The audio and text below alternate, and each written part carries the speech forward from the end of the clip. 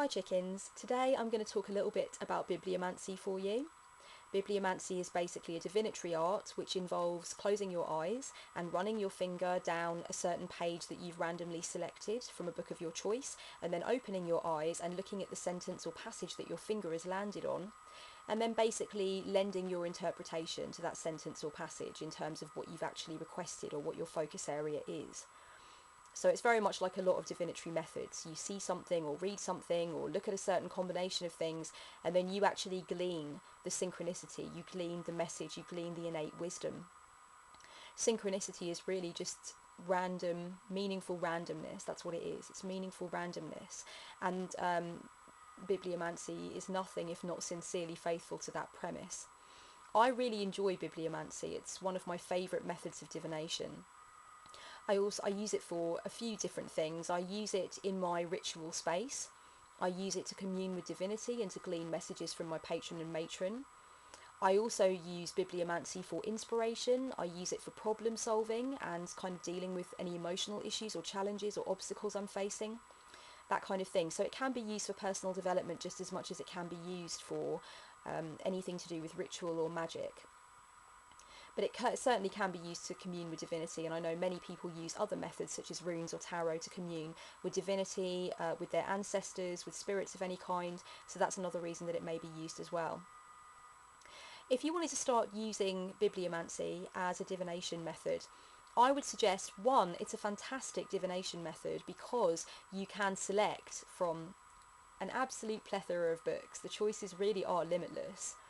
And I would also let you know that sacred texts are actually the most preferred for divination with this method. The Bible is still a very, very favoured book for bibliomancy. But you don't need to use sacred texts at all. You can use Harry Potter if the fancy takes you. I really believe that bringing pop culture and bringing things that you enjoy and that you love into the proceedings will actually be much more effective in many ways and much more exciting for you than using a sacred text that you have very little bond with and you kind of just feel like you should be using it because it's the done thing. So I would encourage you to go after what you really want with bibliomancy. Select a text that really speaks to you and get excited about it. Equally, it's really interesting to use a text that you would never think of using. If you look, for example, maybe at some of the books that your grandparents or parents or friends read on their bookshelves, things that you might never think to pick up, fiction, non-fiction, whatever it is, maybe stuff that you definitely wouldn't consider putting the time and effort into reading. It can be very interesting to pick those books up and do bibliomancy with those, and that's really challenging. That really pushes your comfort zone and gets you thinking in a different way. You can select an appropriate book for the kind of work and the kind of focus area that you're actually doing. So for example, if you're using bibliomancy to get some answers or kind of consider how things are going in your romantic life, in your romantic connection, you might, for example, choose to use a book of love poetry. And similarly, if you are looking to commune with spirit, if you're looking to commune with a certain pantheon, for example, you may decide to use the book of myths which are associated with that pantheon. There are also a bunch of other books which are just generally about spirituality and spiritual evolution and things like that, which may give you kind of a more definite message with regard to where your spiritual pathway is going. So there you go, you can use a book that's appropriate for you, but you can also kind of challenge yourself accordingly if you want to.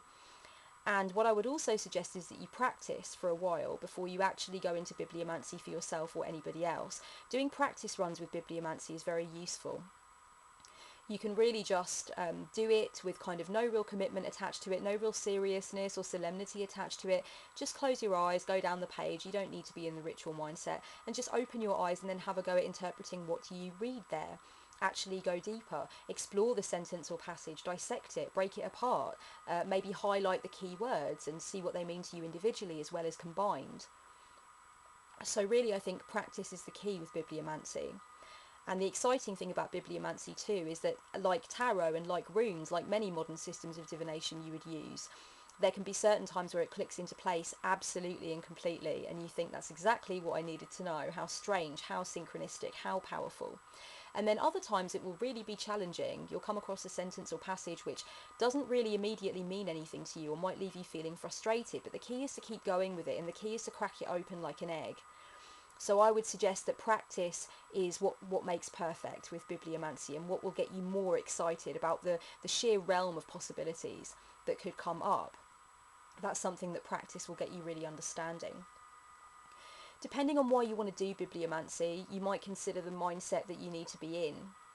If you're using bibliomancy to motivate or inspire you, just to get you thinking in a different way, just to kind of take your mind off something, maybe looking for something to go into meditation with, like a mantra, an affirmation, just a thought that you can cling on to, then I wouldn't suggest you need to be in a hugely ritual mindset for that, right? I mean, I certainly wouldn't commit, for example, to drawing out sacred space or raising energy or any of that stuff.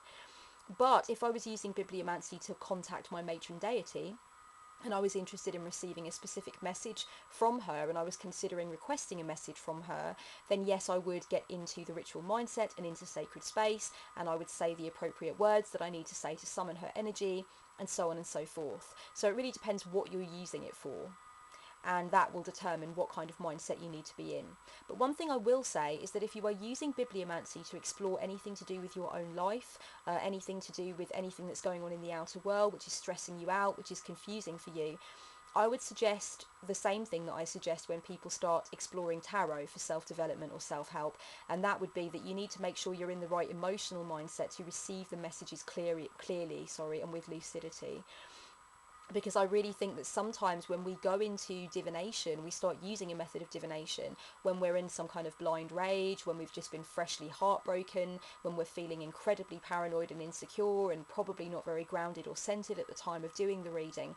We're not going to glean positive results, and we are going to put our own spin on things, and that spin is going to be twisted and might potentially poison or damage the results that we actually get. So I think it's important that you just tune in with yourself and click into a moment where you know that you are grounded and you're centered and you're ready to actually embrace and harness and interpret the messages that come forth, without kind of allowing anything that could potentially be poisonous or unhelpful to kind of come into the equation. So I think that's important. So yeah, problem solving, self-exploration, connecting with spirit, all of these things are valid, and you can do bibliomancy readings for yourself or somebody else. But I think with regard to the interpretation of the passages, that kind of comes with time. When you first get into bibliomancy, you may notice that when you read a sentence or a passage from a book, your own interpretations and your own idea of what that passage or sentence could mean is quite kind of flimsy, or maybe there isn't a lot to it, or maybe you don't necessarily feel inspired to kind of put your own idea to it or go deeper with it. And that's another reason why practice is so important with bibliomancy, because you will come to a stage where you will be able to really unlock the messages, really go into the meanings, really kind of look at different meanings, look at different possibilities, go deeper with the exploration. And if you're reading for other people, practice is very helpful, because you are going to need to elaborate. You are going to need to open the book, read the sentence or passage, and actually elaborate and actually keep that flow and keep that pace going. So it's very important to practice, so I would definitely suggest that. I'm going to show you a couple more of the books that I use for bibliomancy. I use a great many books, the Bhagavad Gita being one of them. And the Bhagavad Gita is very effective because it's full of amazing life advice and incredible words from Krishna, so it's all good. I also use the book of I Ching, the Book of Changes, and this is a very, very popular book for bibliomancy because it's full of life advice, it's full of wisdom, and each one relates to one of the I Ching coins. So the advice is kind of very forthright, it's poetic, but it's also quite blunt, and it will give you answers that are kind of very definitive. So I would suggest, if you haven't got a copy of the Book of I Ching, then maybe invest in one, because this can be perfect if you're really looking to get into bibliomancy in a serious way. I'll just read you a few of the sentences here. Be generous and act independently. Do what you know is right, and don't worry if others disagree or ostracize you. And this one says, you won't regret acting now, but you can't do much until you have removed one particular obstacle. So if you see, this advice is very specific, and there's something about it that really forces you to take action and really forces you to actually potentially invite radical acceptance and look at what you may have been missing. So I really enjoy the Book of I Ching as well. I enjoy using this book, 1001 Meditations by Mike George. This is a book that I've recommended to others for bibliomancy. And again, this just has lovely considerations, and it's got gorgeous pictures in it as well, guys. But it's got some lovely just considerations and meditations. Some of them are quotations, some of them are affirmations. I've got a lot of shuns in this sentence for some reason. So let me just read you a couple here. You must be lamps unto yourselves, the Buddha. So that's a good one. And there is no greater disaster than greed.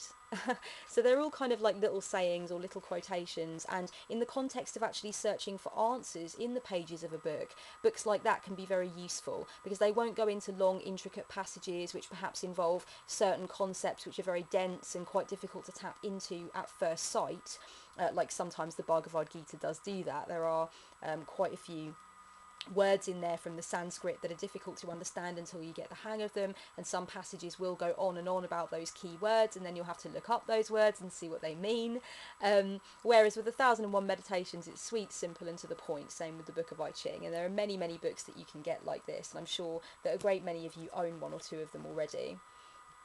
Books of mythology, I mean, I suppose the Bible, the Bhagavad Gita, we could argue that these are all books of mythology and are no more important than, say, the book of Greek myths. Certainly as pagans, we would definitely seek to argue that case. I really enjoy King Arthur and his Knights of the Round Table. And this is just a book that I like to use for bibliomancy. And if you didn't see my video about the divine masculine, let me just show you some of the pictures, because oh my gosh, they're just absolutely delicious. Look how beautiful and intricate that is. That is awesome. And that moves me actually quite swiftly on to my next thing that I want to say to you guys. You do not have to use bibliomancy just to glean advice and meanings from words. You can certainly also use pictures, and this is something that I hugely enjoy doing.